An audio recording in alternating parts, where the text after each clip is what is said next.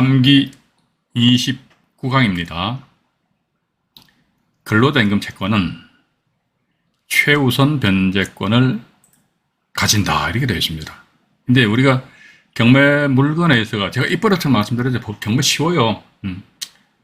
내가 소위 애발심을 가지고 접근을 안 해서 그렇지 관심만 가지고 접근하게 되면 간단하단 말이지.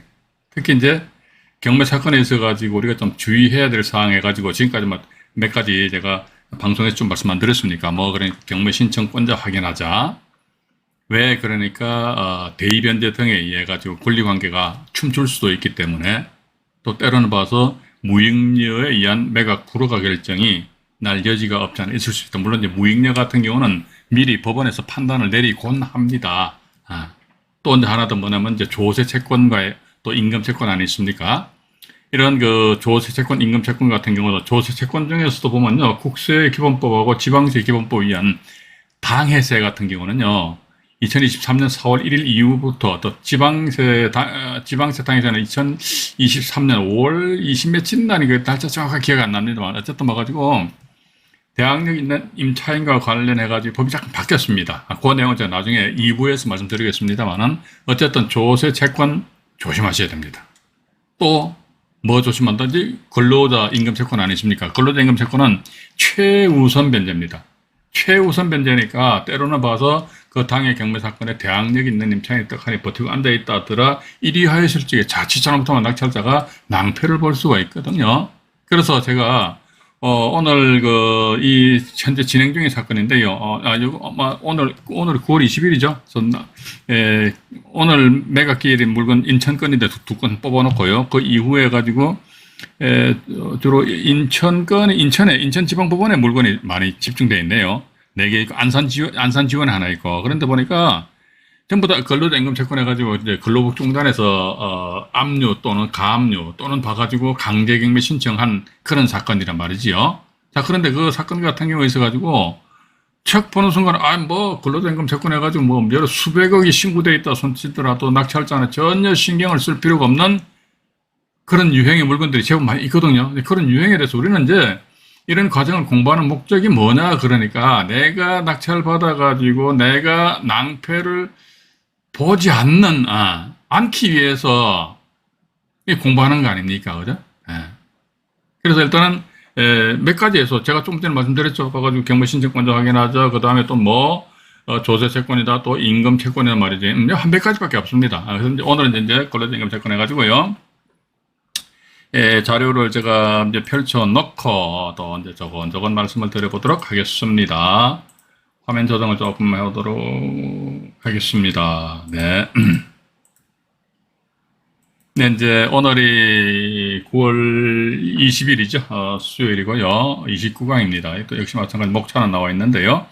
3번과 4번에 근로자 임금 근로복지공단의 압류뿐만이 아니고 압류, 가압류, 강제경매 이것도 다 이제 포함이 된다는 것이지요. 좀 이해를 하시고요. 잠깐만 화면을 좀 네, 됐습니다. 이렇게 하고요. 그 다음에 페이지로 넘어갑니다. 넘어오니까 근로자 임금 채권 하니까 이게 보면 이런 게 있다는 것만 여러분들이 기억을 하십시오. 그래서 우리가 법 조문에 의해 가지고 말이지 나와 있잖아요. 근로자 임금 채권 하니까 최종 3개월 이것도 알아두면 나쁘지는 않아요. 누구랑 이제 경매와 관련된 토론할 적에는 괜찮은데 그런데 우리 한번 솔직히 깨놓고 이야기합시다. 경매 관련해가 말이죠. 예를 들어 카페 동호회에서 만나가지고 소주 한잔 먹으면서 토론한다 이게 토론하면 돈이 생깁니까? 밥이 생깁니까? 뭐가 생깁니까? 아무것도 안 생겨. 근데 일단 알아놓는 게 좋겠죠. 최종 3개월치 임금하고 재보상금 최종 3년간의 퇴직급여래요. 이것이 최우선 변제 받는다. 그러니까 우리는 중요한 건 뭐다? 이게 중요한 것이 아니고 뭐다? 근로자 임금 채권이 있는데 근로복지공단에서 채권 계산서를 제출했어요. 그러면 어머야 얘들은 뭐다 봐가지고 근로자 임금 채권 같은 경우는 최우선 변제는 뭐다? 그러니까 이게 배당이 진행된 데서 적에는요. 이게 어떻게 보면 완전히 무소불위라. 그러니까 질서를 무너뜨리는 권리가 조세 채권하고 근로자 임금 채권입니다. 원래는 말이죠. 시간에 있어서 빠르면 권리에 있어서 강하다. 선착순의 원칙이잖아요. 그러니까 등기부등본상에 어떤 권리가 먼저 설정된 권리 애들한테 이게 1등, 야, 너는 2등이다. 너는 3등이다. 이게 원칙인데, 이게 원칙이에요. 이게 원칙인데, 예외로 해가지고 이런 원칙을 깨부셔버리는 것이 뭐다. 그러니까 조세채권하고 임금채권이라니까요. 여기 보니까 1순위 저당권이 있어요. 1순위 저당권. 여기 2순위 저당권이 있습니다. 다음에 여기 보니까 조세채권. 그러면 순서, 등기된 순서로 보기에는 여기 1등, 2등, 3등인데 이게 아니라는 거지. 이게 세금이 1등이라니까. 다음에 저당권이 2등, 다음에 2순위 저당권 3등 이런 식으로 돼버린다고. 예. 근데 또 보니까 여기 덧붙여가지고 근로자 임금 채권이 나온다고 하면 이게 완전 최우선 변제라니까요. 최우선 변제. 최우선 변제 1등, 조세채권 2등, 1순위 저당권 3등 뭐 이런 식으로 복잡하게 나와버린다. 그런데 야 이거 복잡해. 이렇게 복잡해가지고 경매해 묻겠어? 라고 생각을 하시면 안 돼요. 이거 우리가 경매시장에 경매 물건이 쏟아져 나오는데 그 소유자가 사업장을 운영하신 분이란 말이지요. 그러면요, 그 자기 집이 경매가 넘어간다더라 그러면은 그 고용한 근로자들한테 임금을 제대로 다 지급을 못했을 수도 있을 거 아닙니까, 그죠? 예. 이래했을 적에 근로자 임금 채권해가지고요, 뭐 나름대로 채권 계산서를 제출한단 말이죠. 그러면 모든 근로자 임금 채권 신고했다 해가지고 모든 그 부동산에서 우리가 신경해서 했다는데 그건 아니에요, 봐가지고. 일정한 경우만 딱딱딱 이런 경우에 대해서만 요거만 신경해서면 된다는 것이죠. 모든 걸 다 신경해서 그러면 우리 경매 못해요. 왜냐면요, 근로자 임금 채권이 신고되어 있다 그러면요, 법원 문건 접수 4개만 근로복지공단에서 몇 년, 몇 월, 며칠 날, 권리신고, 배당요구 신청서 제출, 요런 것만 보여준단 말이지. 실질적으로 봐가지고요, 그 근로자 임금 채권이 체불된 임금액이 얼마인지, 거기에 대한 상세한 내용은 우리는 알 수 있는 방법이 없어요. 전혀 없습니다. 예. 근데 이것도 편법을 써자면요, 그 경매 물건의 이해관계인들을 앞세워가지고, 이해관계인이라면 임차인이라든지 또 저당권자 이런 사람들 아니십니까? 그죠? 이런 사람들 앞세워가지고 그 사람들로 하여금 민사 집행 사건 기록부를 열람하게 해가지고 난 옆에서 쑥 컨닝하는 수밖에 없다는 것입니다. 예. 그 다음 어둠의 경로 건체 잘 모르겠어요. 그 부분에 대해서는 저번에도 한 분이 저한테 전해주셔가지고, 이거 안 되는데 말이야. 실질적으로 이게 어떻게 조사하는 방법이 없겠냐고. 그런 거 저한테 묻지 마세요. 제가 무슨 뿌록하도 아니고 맞잖아요. 그죠? 예. 일단, 제가 조금 전에 말씀드렸던 그 경매 사건에 있어가지고 이해관계인들, 임차인이나 저당권자 등 이런 사람들의 도움을 받아가지고 민사집행 사건 기록부를 열람할 수는 있겠죠. 그런데 그게 그렇게 쉽지는 않다는 겁니다. 쉽지는 않다는 것이죠. 그래서 우리는 이거 봐가지고 일단 근로자 임금 채권, 이거 최우선 면제력. 그럼 조심해야 되는데, 일단 여기에서 이제 딱 그 신경을 쓰시면서, 그래서 모든 걸 다 신경 쓰다 그러면 사람 머리 터져요. 머리 터져. 안 된다니까. 이게 보니까 또 법명 나오잖아요. 근로자 퇴직급여 보장법. 법 이름도 더럽게 길다, 그죠? 근로자 퇴직급여 보장법 12조 해가지고 여기 최종 3년간의 퇴직급여 어쩌고 저쩌고 나와 있습니다. 예. 근데 여기서 보니까 제가 좀 예리하신 분들은 말이죠. 아니 여기서는 안종현이 네가 최우선 변제라고 해놨지 않냐? 근데 이 법정 보니까 우선 변제라고 했지 않냐? 우선 변제하고 최우선 변제하고 틀리잖아요, 그죠? 최우선 변제는 뭡니까? 우선 변제권을 가지는 권리보다 먼저 가져가는 게 최우선 변제잖아요. 근데 아니 근로자 퇴직급여 보장법에는 우선 변제로 돼 있지 않냐? 그럼 돼 있어요. 그럼 이게 우선 변제지 왜 최우선 변제를 했냐 이거지? 이게 있잖아요, 저당권이잖아요. 예. 저당권에 의해서 담보되는 채권 하니까 저당권 뭐죠? 저당권은 물건이죠. 물건이잖아요. 물건은 뭡니까? 우선해서 변제받아갈 권리가 있죠. 그죠? 우선 변제권에 우선하여. 자, 보시오. 우선 변제권, 저당권이니까 우선 변제권에 우선하여. 그러니까 우선 변제권보다도 우선해서 변제받아. 이게 최우선 변제. 그러니까 제가 여기다가 최우선 변제 이렇게 적어놨다는 거. 그러니까 어쨌든 우리는 근로자 임금 채권은요, 조세 채권은 우선 변제입니다. 세금 체납된 거 있잖아요. 구청이나 시청 또는 세무서에서 압류된 게 있단 말이에요. 그런 건 전부 다 어쨌든 그 우선 변제예요. 우선 변제인데 이 근로자 임금 채권은 최우선 변제. 최우선 변제이기 때문에 제가 그 다른 영상물에서도 말씀 안 드렸습니까? 우리가 경매 정보지를 보는 데 있어가지고 근로복지공단의 건자만 보여도 경기야 버리잖아요. 그래서 모든 것 전부 경기하면 된다 안 된다. 그럼 경매 못해요. 봐가지고 땀 좀 닦겠습니다. 제가 좀 허리가 좀 부실해가지고 허리 여기다 찜질한다 붙여놨으니까 너무 뜨거워요, 뜨거워. 자, 그리고 그다음에 그 다음 페이지 보니까 또 근로기준법 나오네. 이게 법 조항에 나와 있으니까 제가 간단하게 말씀드릴게요. 이거 보니까 조금 전에 퇴직급여 보장법에서는 최종 3년치, 그리고 이제 근로기준법 보니까 이제 3개월치 월급이 임금하고 그죠? 재해보상금, 이것도 우선하여 변제받는데, 이거 또 나왔죠. 담보권에 따라 담보된 채권 우선하여, 이게 담보권이 우선 변제권이잖아요. 우선 변제권. 우선 변제권 우선, 조세 채권도 우선 변제권이거든요. 쭉 말씀드렸잖아요. 조세 채권도 우선 변제권이에요. 예. 당해세 하니까 당해세는 뭐다? 당해세 같은 경우, 당해세는요, 당해세 우선 원칙이 있습니다. 이게 뭐냐, 그러니까, 이 당해세 우선 원칙이 내용이 뭐지? 이게 우선 변제권을 가지는 권리자들 중에서는 세금 지가 1등이래. 싸가지 없게 말이죠. 예. 이게 싸가지 없는 거라고 볼 수 없겠죠. 어제 그저께 뉴스 보니까 말이지, 올해 세수가 말이지, 몇십조, 이게 덜 거쳤다고, 아마 머리 아픈 것 같아요. 그죠? 그러면 대한민국이 제대로 잘 돌아가게 하기 위해서는 세금을 꼬박꼬박 잘 내야 될 거 아닙니까? 그죠? 근데 어쨌든, 당해세 우선 원칙 하니까 우선 변제권을 가지는 권리자들 중에서 이게 당해세가 항상 1등이에요. 예. 근데 이게 조세세권 하니까 우선 변제권이거든요. 우선 변제권 우선한다. 이게 최우선 변제. 그죠? 네, 최우선 변제. 그렇게 좀 이해를 하시면 되실 것 같습니다. 자, 그럼 이제 요게 중요합니다. 이게 임금채권에 대한 분석 기법이에요. 이것만 딱 우리가 딱 잡아버리면요, 이게 됐다 안 됐다 금방 판단 난다니까.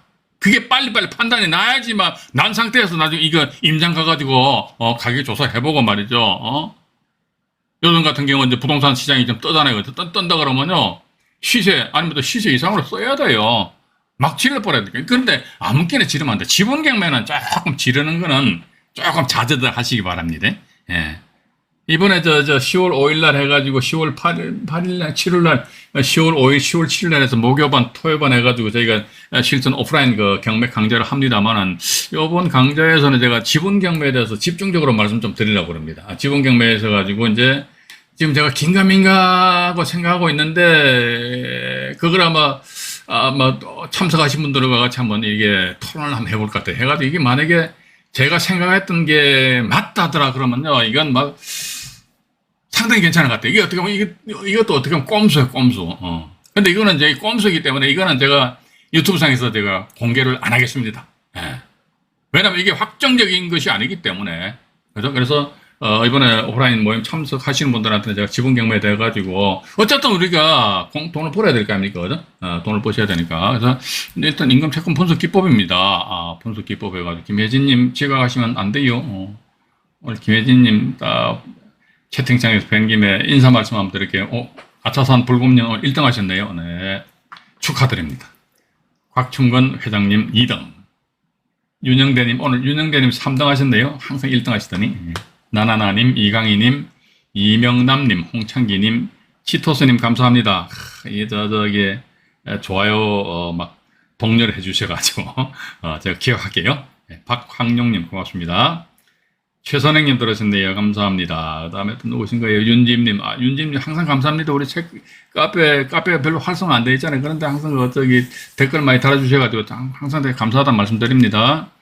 꿈드림님, 이경식님이시네요. 감사합니다. 민주지사님, 홍대희님, 부부익수님, 일자무식님, 알까기 대왕님, 굴리자님 오늘 처음 들으셨나요? 닉네임이 조금 낯섭니다. 린더버거님, 린더버거님, 그때 버섯 맞죠? 맞습니까? 버섯만 말씀드릴게요. 네. 무지개님, 네, 매직콩님, 그 다음에 재정호님, 감사합니다. 재정호님도 댓글 우리 채널에 댓글 많이 달아주시고 대단히 감사합니다. 그 다음에, 리키님, 리키님 보니까 제일 열심히, 열공하시는 것 같아요. 이게 바람직스러운 거예요. 1기 라방, 2기 라방 계속 보시다 보면요, 어느 순간 딱 되면요, 그다음부터 이 방송을 안 보시게 된다니까요. 안 보시고 오히려 어떻게 한다 하더라. 여러분들이 상황만 된다면 경매 학원 차려서 학원에서 학생들하고 한테 경매를 가르칠 수가 있다니까요. 이 정도만 아시면 된다. 저는 그렇게 보고 있습니다. 자, 또 어호님 감사합니다. 안시현님, 네, 고맙습니다. 공부만이 살 길이다. 맞아요. 일단 공부해서 알아야 됩니다. 일단은 알아야 돼. 그죠? 일단 알아야지만 내가, 좋은 일이 발생될 수 있다. 그죠? 나아령님 감사합니다. 플라밍고님 감사합니다. 브라이어트 아영님 네 고맙습니다. 진깨비님 라텔님 마마깍꿍님 아이고 강성왕님 들었었네요. 감사합니다. 레이첼님 네 신인철님 김혜진님 LK님 시화호 노랑구리님 치토션 거듭 감사 말씀드립니다. 별 말씀이 안 해요. 이것도 관심과 애정이 없으면요 그런 댓글 못 합니다. 그래서 나중에 오프라인상에서 한번 만나 뵐 기회가 되면은 좀 요즘 저 술을 안 먹습니다만 소주 한 잔 탁 제가 대접을 해드리도록 하겠습니다. 자 그럼 다시 이제 화면으로 돌아와 가지고요 임금 채권 분석 기법 나와 있네요. 자 이거 전체적으로 다 펼쳐놓고 말씀을 드려볼게요. 자 이게 나와 있어요. 이게 보니까 우리는 항상 대항력 있는 임차인이나 선순위 전세권 이것만 신경 쓰자 이거죠. 대항력 없는 임차인 후순위 전세권 신경 써덜덜덜덜 말아. 왜? 걔네들은 경매시 매각으로 낙찰자에 나하고 관계없어요. 깨끗이 법원에서 죽여준다. 야, 가, 빨리 사라져. 근데 그런 건 내가 말할 신경 씁니까? 신경 쓸 필요가 없다는 거죠. 따라서 여기 보니까 대항력 있는 또 선순위 전세권이 있대요. 요건, 이게, 요런 경우면 우리 신경 쓰는데, 그렇다 해가지고, 대항력 있고 또는 선순위 임차인이 있다 해가지고, 이런 물건 전부 다 신경 써야 되다니, 그건 아니거든요. 요거 뭐 1번 내 1번만 신경 쓰면 됩니다. 2번 같은 경우는 여기 나와 있잖아요. 편안한 마음으로, 차근 입찰이 마음 드니까 일반적인 물건이다, 이거죠. 자, 이게 보시니까 이게, 임차인이 배당 신청을 하지 않은 경우와 배당을 철회를 한 경우래요. 이게 무슨 말이냐 이거지. 우리는요 이 임금 채권에 대해서 분석을 하는데 왜 분석을 하느냐 그러니까 제가 조금 전에 말씀드렸죠. 제 말씀 단디 잘 들으셔야 돼요. 대항력 없는 임차인이야 수순위 전세권입니다. 그럼 그 사람들은 낙찰자에 나하고 관계 있다 관계 없어? 관계 없잖아요. 근데 여기 화면에 나와 있습니다. 대항력 있는 임차인이다. 선순위 전세권이다 그러면 이 사람들은 일단 낙찰자에 나오고 관계가 있잖아요. 얘네들이 과연 어떻게 움직였는가에 따라가지고. 그죠? 관계가 있다는 게, 그러니까 보십시오. 낙찰자에 나하고 관계가 있다는 것은, 이게 자칫 잘못하면요, 이런 사람들의 보증금액을 낙찰자가 인수를 해야 된다는 것이죠. 그죠? 인수한다는 겁니다. 그래서 관계가 있는데, 근데 이번 같은 경우는 임차인이 배당 신청 안 했네요. 여기 보죠. 제가 화면상에 제가 잠깐 말씀드릴게요. 여기 보니까 A라는 사람이 임차인인데 예를 들어 전세 보증금이 3억 원입니다. 3억 원. 임차인입니다. 임차인. 여기서 B라는 사람이 저당권으로서 이렇게 이제 경매 신청했다는 것이죠. 경매 신청. 여기 보니까 이제 근로복지공단에서 근로자 임금 채권해가지고 저 법원에다가 신고했습니다. 채권 계산서를 제출했단 말이죠. 근데 B 저당권자가 경매 신청하니까 요 2번 같은 경우 우리가 편안한 마음으로 입찰에 임해도 된다. 왜 그런데 그 이유를 제가 말씀드릴게요. B라는 저당권자가 경매 신청했으면 A라는 이 사람 말이죠. 이때 보니까 이 사람 제일 먼저 전입신고도 하고 확정일자로 딱 받아놨단 말이에요. 그죠? 그럼 A가 말이지 배당 신청만 하면은 일단 지가 배당 받아갈 거 아닙니까? 그죠? 배당 신청만 하면 배당 받아가는데 문제는 뭐냐면 여기서 이제 임금 채권을 제가 2억 원으로 이제 예상을 할게요. 자, 그런데 보니까 이 물건에 있어서 1차 법원에서 평가한 감정 가격이 예를 들어가지고 6억으로 치고 이게 이 물건에 자, 천천히 말씀드릴게요. 이 물건에 하자가 없을 적에는 이게 일반적인 물건이니까 보통 한 5억 5천 정도 5억 5천 정도는 입찰을 해야지만 내 낙찰을 받아간다 이거지. 그죠?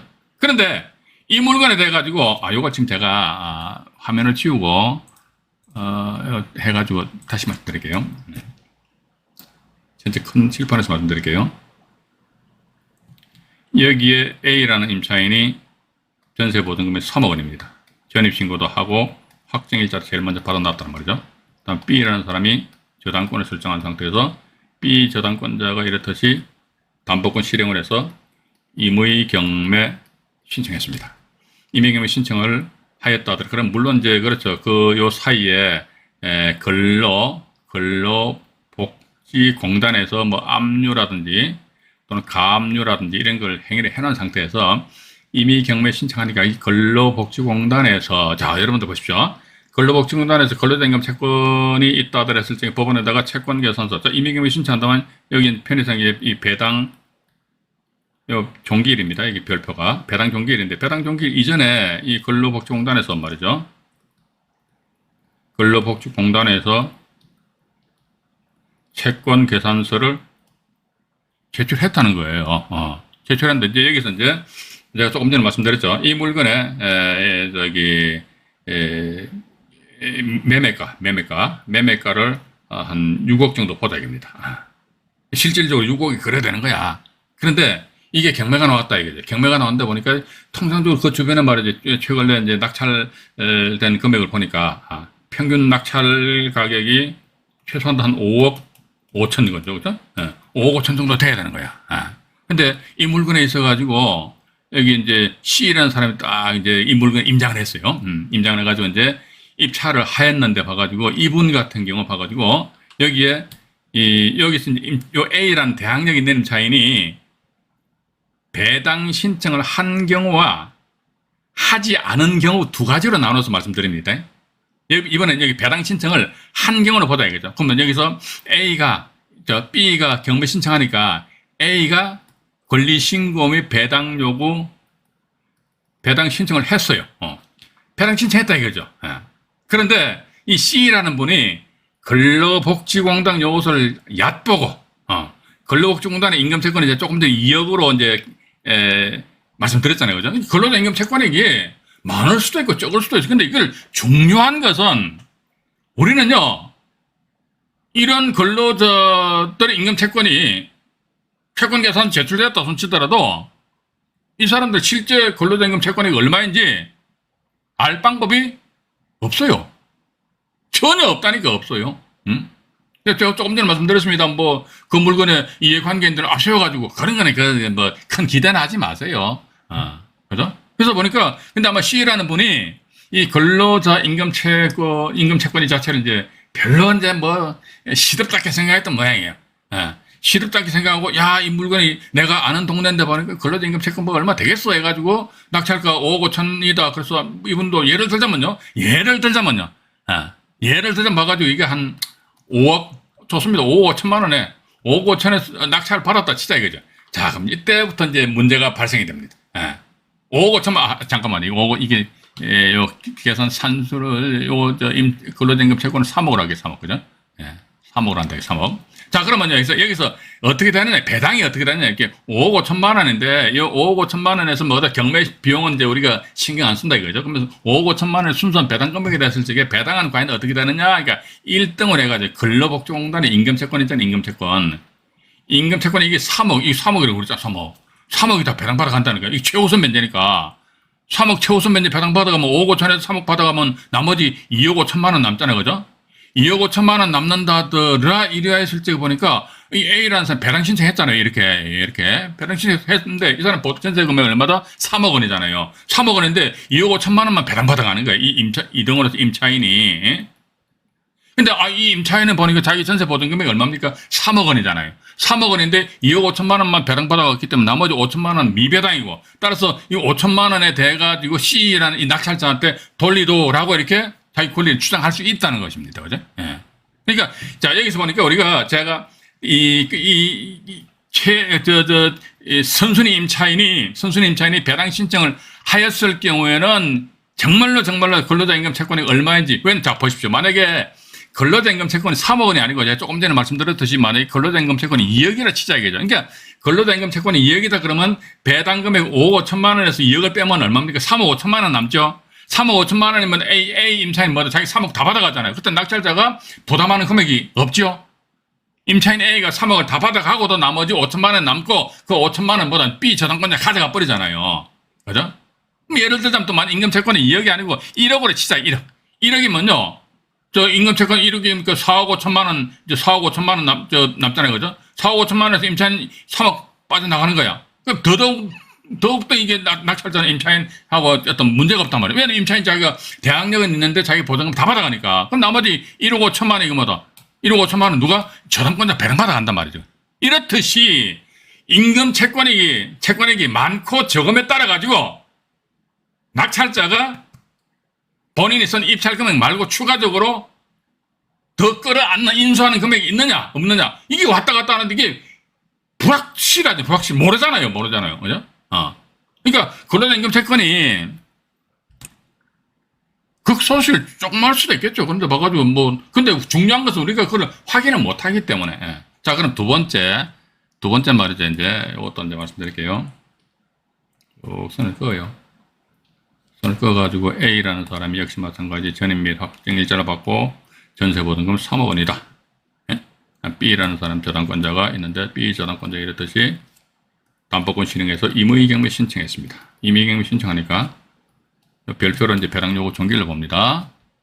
근데 여기 보니까 또 근로자 임금 채권은 말이지.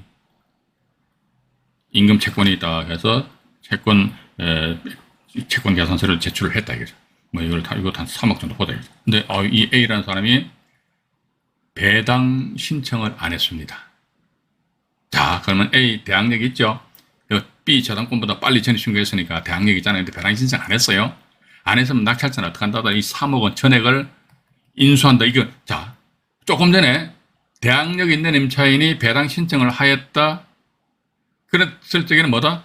근로자 임금 채권액이 많고 적음에 따라 가지고 낙찰자가 인수해야 되는 금액이 늘어날 수도 있고 줄어들 수도 있다. 이게 유동적이고 불확실하다고 그랬잖아요. 그죠? 그런데 이번에는 보니까 저당권자 경매 신청했는데 A 이 사람이 법원에다가 채권 계산서를 제출 아예 안 해버렸어요. 아예 안 했다더라. 그러면 낙찰자는 이 사건이 있어가지고 임차인의 보증금 3억 원을 전액을 인수한다는 것을 인지한 거 아닙니까? 그러면요, 일단 우리는요, 근로자 임금 채권은 3억 아니라 30억이라도 상관없어. 전 30억 아니라 300억이라도 관계없어. 300억이라도. 왜 그러냐니까, 요 물건 같은 경우 아까 보시니까 제가 얼마라고 하시면 만약에 5억에 한 6억이 어떤 매매가를 보자 이거죠. 6억의 매매가를 보는데 내가 이 임장을 통해 가지고 이 물건에 대한 적정 입찰 가격을 조사를 해보니까 말이지, 이거 하니까 5억 한 5천 정도는 5억 5천은 써야겠다 이거지. 5억 5천 써야겠는데 이거 봐라. 대항력 있는 임차인 A가 있는데 A 이 사람 보증금이 3억인데 이 인간이 법원에다가 권리신고의 배당 요구 신청을 안 했네? 그럼 내가 3억 전액을 다 인수해야겠네? 그럼 빼야죠. 그죠? 그럼 얼마입니까? 2억 5천만 원 쓰는 거예요. 2억 5천만 원. 최대 2억 5천만 원 쓰는 것이죠. 그죠? 예를 들어 2억 5천만 원 쓰는데 근로자 임금 채권이 10억이래 10억. 2억 5천만 원의 배당 금액이다. 그러면 2억 5천만 원 가지고는 근로자 임금 채권액 10억 전액을 다 한마디 코에도 못 붙이죠. 그죠? 그러면 그걸 끝나는 거야, 봐가지고. 왜냐면, 근로자, 임금 채권인데 조세 채권 같은 경우는요, 자기네들이, 예를 들어 세금이 체납됐습니다. 체납된 금액이 얼마인데? 100억이야, 100억. 알았어. 근로자 임금 채권이 체불됐습니다. 임금 채권이. 얼마인데? 100억이야. 알았어. 근데, 조세 채권이든 근로자 임금 채권이든 간에 불문하고 봐가지고, 당해 경매 사건이 땡 끝나버리잖아요. 끝나면요, 자기네들 100억인데 예를 들어 1억밖에 배당 못 받았어. 나머지 99억은 뭘 어떻게 다 죽어버리는데. 아무런 관계 없어요. 다 죽어버린다, 이게. 자, 그럼 여기서 보니까, 여기 6억이 매매 금액인데, 적정한 입찰 가격은 5억 5천 써야 된다, 이거죠. 하자가 없을 적에는. 그런데, 이 3억 원이라는 것이 인수한다는 건 뭡니까? 이 부동산 하자가 있는 거 아닙니까? 하자가 있으니까 3억 빼야지. 3억 빼다 보면 나는 2억 5천만 원만 쓰면 되는 거예요, 그죠? 2억 5천만 원 쓰게 되면, 이 금액 가지고, 네가 임금채권 네가 가져갔는지, 저당권자 네가 가져갔는데, 마음대로 알아서 해버려, 마음대로, 그죠?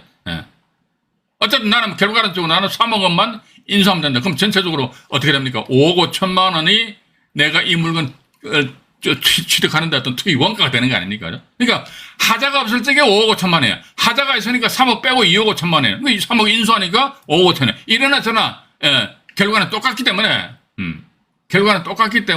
다시 제가 잠깐만요. 앞으로 넘어갈게요. 나와있죠, 그죠? 여기 나와 있네요. 임차인이 배당 신청을 하지 않은 경우입니다. 배당 신청 안 했다 그러면 조금 전에 대항력 있는 임차인이 보증금이 3억 원이다. 그럼 3억 원 낙찰자가 인수한다라는 거 100% 분명히 알고 있잖아요. 그죠? 또 밑에 요 보니까 배당 철회했대요. 아, 이 대항력이 내림 차이 보증금액 3억 원인데 배당 신청했다 배당을 철회를 해버리네. 예? 배당 철회했다는 것은 뭐죠?